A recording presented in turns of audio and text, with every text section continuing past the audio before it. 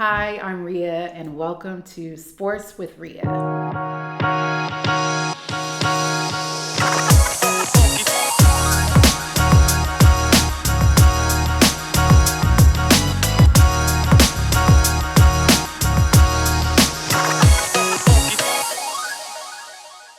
Well, welcome to Sports with Ria, where we tell the stories of athletes to inspire people to pursue their dreams. And I am so excited for our very first guest. Jilyne, I don't know if you know this, but you are my first guest on Sports I, with Ria. And I'm this is so honored. really special. Yes, I'm honored to have you. Thank you so much. We've known each other for little less than a year, maybe. We met when I worked at One Love Foundation, and I was kind of looking at different potential partners and how we can work together. And I fell in love with your organization and mission. And so we're going to talk all things Zgirls, Jilyne, your life, where you grew up, how you got to this moment. And hopefully when people watch this, they're inspired. I know I am, and I'm curious to learn more. So, Jilyne, tell me about life growing up here. Where did you grow up? What was life like? Just your childhood. Yeah. So thank you for having me. I'm Yes, so you're honored to be welcome. here. I grew up in the Seattle area. I am the third of four kids. And we are all very close in age. So it was a very competitive household. And I was recently talking about this with my siblings. Like, was this something we created, or is this a personality trait of us that everything was a competition? Like, who could be first to the car? Who, could make their lunch fastest? Competition was ingrained in my upbringing. But grew up just playing sports as well. So I played soccer. I obviously ski race, which I ended up then making a career out of that. But I just gained so much confidence, and so much of my self-esteem was rooted into the sports that I did, and the people that surrounded me. And so, yeah, I'm very grateful for what that looked like, because obviously it led me to where I am right now and what I'm doing. Yeah. So when we talk about like sports competition when we were younger, I remember being in elementary school and people asking, what do you want to be when you grow up? And, like, I want to be an astronaut, doctor, a lawyer, all of those things. Did you know that you wanted to run an organization? What was the thing that you wanted to do when you were younger that you saw yourself doing? Yeah, I would say the short answer is no. I didn't know that I was gonna A, start a nonprofit, and B, ever run an organization or company. Like, I talk about this a lot, and I mentor women in entrepreneurship because I actually didn't identify as an entrepreneur. It felt like something other people did, because in my mind, entrepreneurship, starting something, I felt like you had to have it all figured out in order to pursue it. And what I discovered in doing it is that you don't have to have it all figured out. Mm. You just have to figure out the next best step and surround yourself with people that you're excited to grow with and figure it out with, and are better than you at other things. So, in short, when I was a kid, I feel like I wanted to be a vet for a little while. I wanted to be a teacher. I didn't think I was ever going to start an organization. And I also didn't think I was going to become a professional athlete. Like, Mm. there's people that grow up like, oh, I wanted to go to the Olympics and I knew I just wanted to keep doing something I loved. And I wanted to beat my siblings. So, like, that I think was such a big driver for me, is like, I just wanted to be better than other people, which is such a bad motivation now that I have a much healthier relationship with competition, and this idea that we're not all competing for the same thing, which is what I used to believe. Um, I've started to have a lot more fun in competition, I think. But yeah, I'm not sure if that answers your question, but that's kind of what came up for me. I know so much of what you do is about confidence, building confidence in young girls and even women. And not sure you were always confident. I imagine there were moments where you weren't. And you said sports and the people, um, who ran sports, who are in sports, help build that confidence. Can you take me back to maybe a moment or moments where you weren't so confident and through sports, you just kind of felt confidence and how it built your confidence up. Love to hear more about that. Absolutely. So, as a kid, I was really extroverted. And so you would probably look at me and think she has got all the confidence in the world. Because I was outspoken. And I was obviously relatively good in my sport. I took up sports pretty quickly. So by performing well and being an extrovert, a lot of people are like, wow, that is the recipe for confidence. But I wasn't. Internally, my confidence was rooted in other people's approval or winning. So when those things didn't happen, what do you think happened to my confidence? It was gone, right? Shattered. And the when I actually figured that out, I was on the US ski team. So I went straight from high school to college and I competed in ski racing at college. And then I made the US ski team halfway through college. So after my sophomore year, which is not a very common route Okay. to the US ski team. A lot of people, go straight from high school to taking some post grad years, or they make it relatively young. And so I was really successful in college. And I now know it was because I had this team. I had school. So there were other things that I was doing other than just competing Mhm. that helped me build up a more robust and strong confidence and self worth. But when I went to the US ski team, it all became about skiing. Everything was wrapped up in that. And so when I wasn't performing well, because the competition is the best in the world, right? Mhm. And it's high pressure and you're living with your competitors, but also your best friends and teammates. And so, that's where I started to really struggle with how do I find my footing? How do I how do I just make this work? How do I believe in myself? And I didn't know what was happening, which was I needed other people to tell me I was great. And I needed to win to realize that I was great, which are both not true, but that was what I believed at the time. Mhm. So obviously, this all foreshadows why I now mentor and teach girls how to build strong confidence because I am like the perfect example of what I believe every girl struggles with. I think we all have those experiences with struggling with confidence because it's not something that's taught. Yeah. It's not like we learn in elementary school, middle school, like, here's what's going to happen.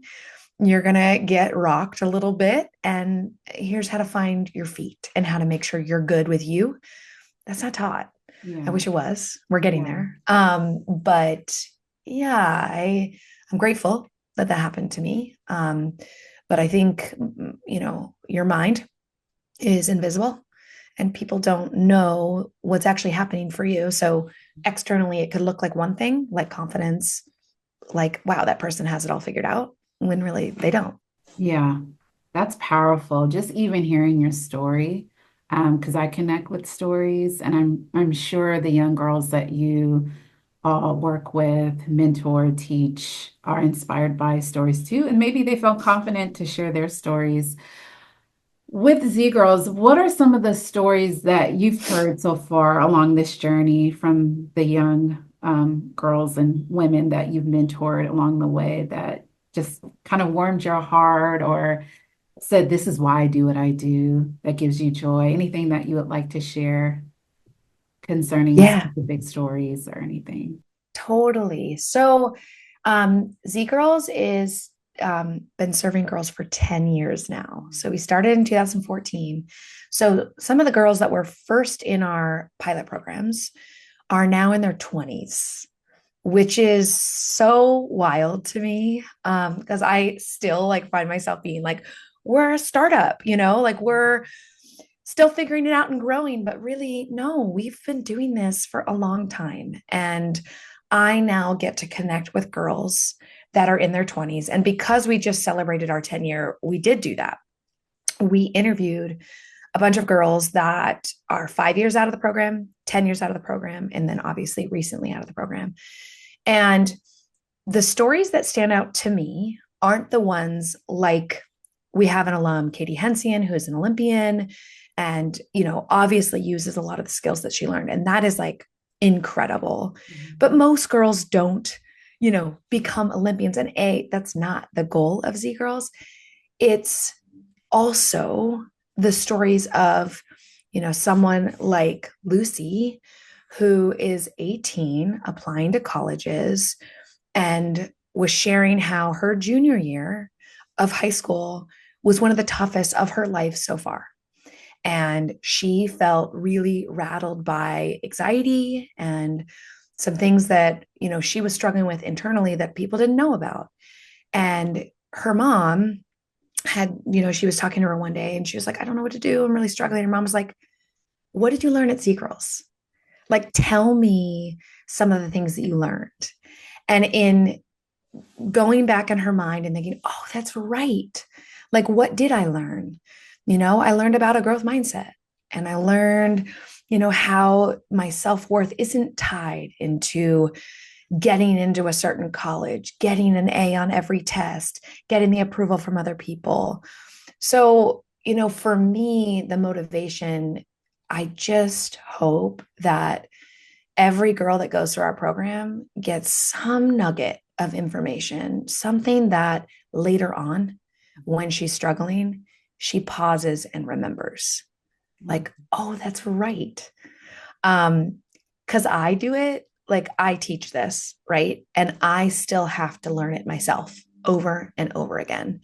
And, I work with a coach and I have a team that's also trained in this stuff. And we are constantly reminding each other and building each other up and helping to bring it back to like, you're okay, And so I think that for me is the biggest motivation, is like hope and knowing that girls will use these skills for the rest of their life.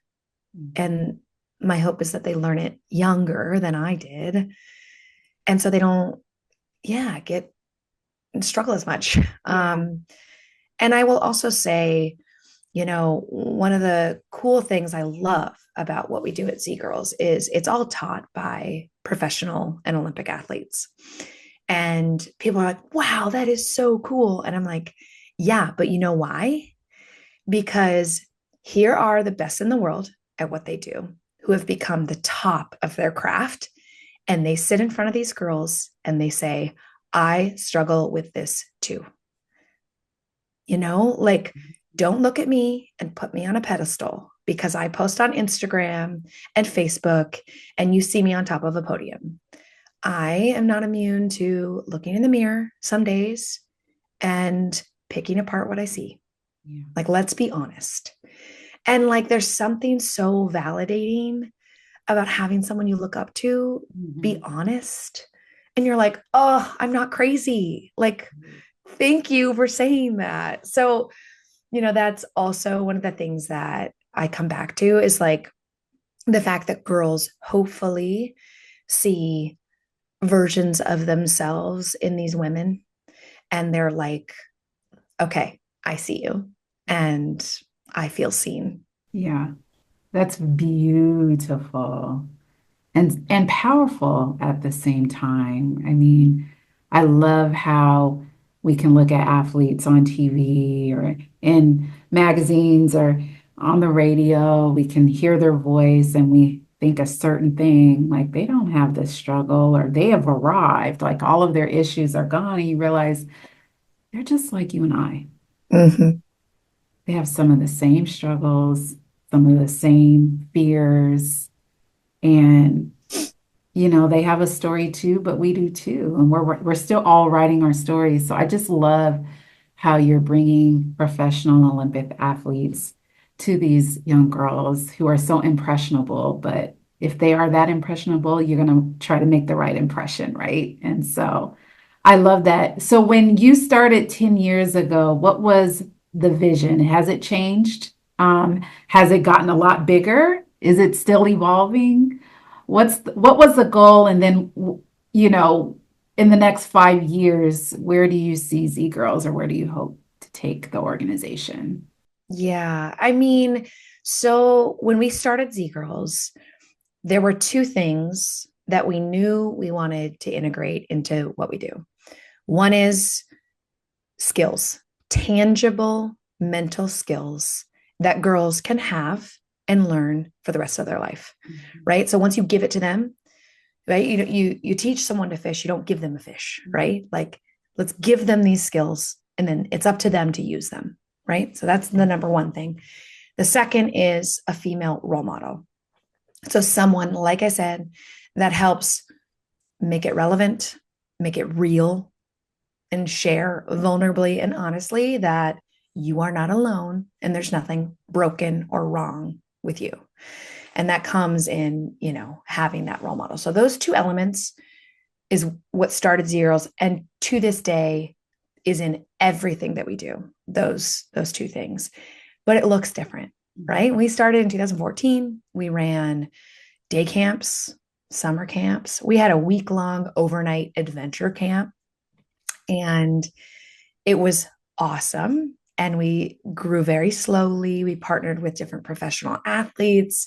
We ran some camps with Lindsey Vaughn. We ran some camps with Sue Bird.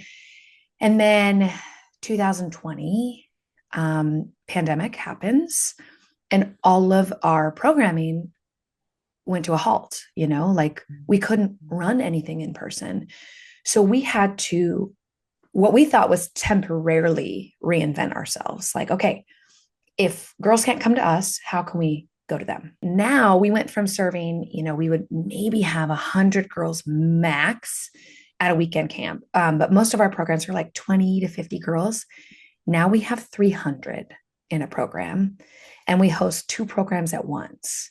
So we have 600 girls all in at once in this program together. And so it's really scalable. And that at the end of the day is what we want. We want every girl to have access to these skills. So to get to your, second part of the question is like, what's the vision for this? Mhm. I mean, ultimately, I want hundreds of thousands of girls to have these skills and for free. Like we're a nonprofit, and we have never turned a girl away that needs access to these skills. So more than 80% of our girls participate in Zgirls for free. And, that's my vision is I want this to become a resource, a hub, a place that parents can go to be like, how do I help my daughter?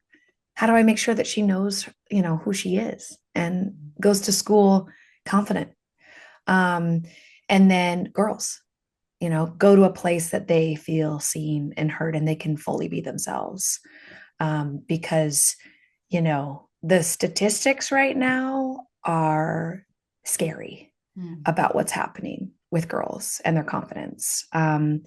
Social media is not helping, and just the struggles and the pressures that they're feeling right now just compound it all. So I love getting to do this, Mhm. and I'm gonna keep dedicating everything I have to growing this because it needs to. Right. You know, Yeah. it's not out there enough, and I Yeah. want every girl to learn how to believe in herself. That's awesome. I imagine this bold, audacious vision, it will happen for you. I'm very confident in that. And I know it takes a community, and I'm sure people who are watching are like, this sounds really great. How can I support? How can I get involved? What would you say? How can they support your vision? How can they get involved? So, one of the biggest ways to support is obviously to financially support Z Girls because we are a nonprofit and we make this program free to so many girls. So we rely on our incredible community, which we have of support that says, yeah, I wish I had this when I was that age. Like, let's do this together. And it's always been a labor of love for hundreds of people that make this possible for thousands of girls. Like, Mhm. what a gift, Yeah. right? And another way is to share this with a girl that you know, a middle school girl. It could be a niece, a daughter, a friend's daughter. Um, Share with her the resources and how to get into the program, because you can't expect them just to know how to believe in themselves or snap their fingers and be confident. It doesn't work like that. It does take work. And we tell this. So at the beginning of our program, we have like a welcome call for all the parents and caregivers.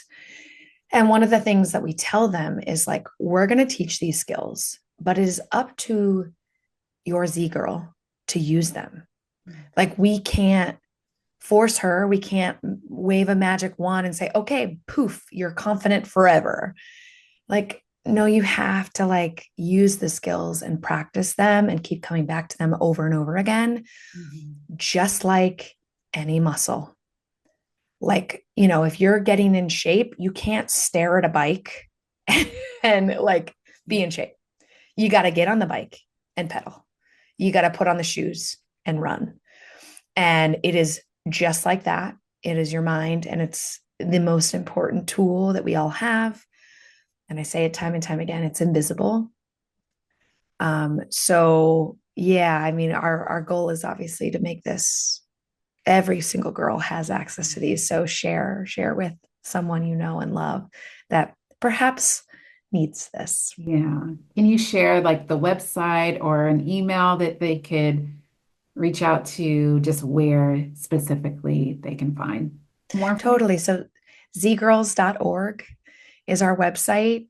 Info@zgirls.org is the best email to reach out to.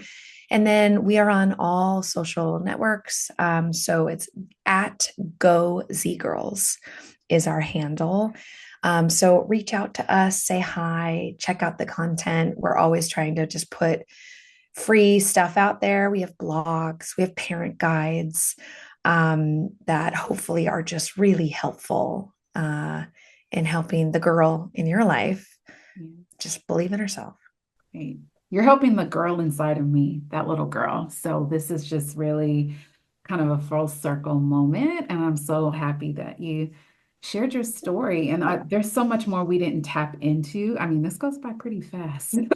And so Yeah, yeah. I'm going to ask you on the spot, can you come back for a part two after the new year?